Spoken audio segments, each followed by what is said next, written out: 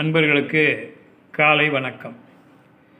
இன்றைய பதிவிலே அபிராமி பட்டர் அருளிய அபிராமி அந்தாதி என்ற பாடலில் 12வது பாடலும் அதனுடைய விளக்கமும் பற்றி பார்க்கலாம்.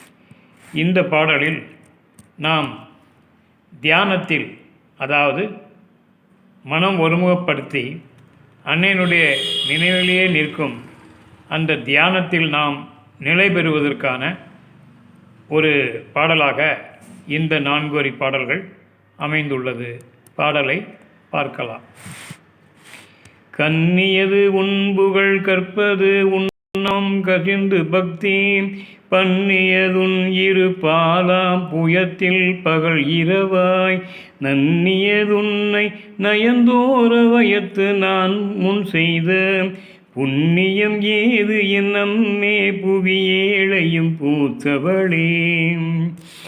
கண்ணியது உன்புகள், அதாவது இதுக்கு முந்தின பாடலில் கண்ணியதுன்னு முடித்தார். அடுத்த பாடலில் அதே கண்ணியதேங்கிற வார்த்தையை போட்டு அடுத்த 4 வரியை ஆரம்பிக்கிறாரு. இதுக்கு தான் அந்தாதி என்று பொருள்படும். கண்ணியது உன்புகள் கற்பது உன்னாமம் கசிந்து பக்தி பண்ணியதுன் இரு பாதாம் புயத்தில் பகல் இரவாய் நன்னியது உன்னை நயந்தோர வயத்து நான் முன் செய்த புண்ணியம் ஏதென் அம்மே புவியேழையும் பூத்தவளே அப்படின்னு பாடுகிறார்.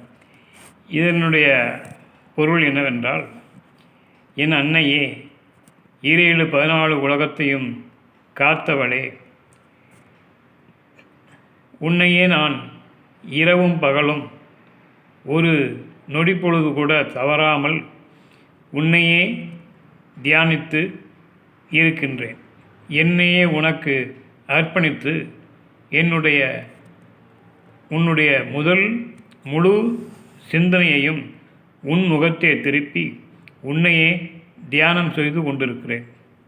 அதனால் கற்பதெல்லாம் உன் புகழ், உன்னுடைய புகழ் அனைத்தையும் கற்கிறேன். உன்னுடைய திருநாமத்தை நான் எப்பொழுதும் ஜெபம் செய்து கொண்டே இருக்கிறேன்.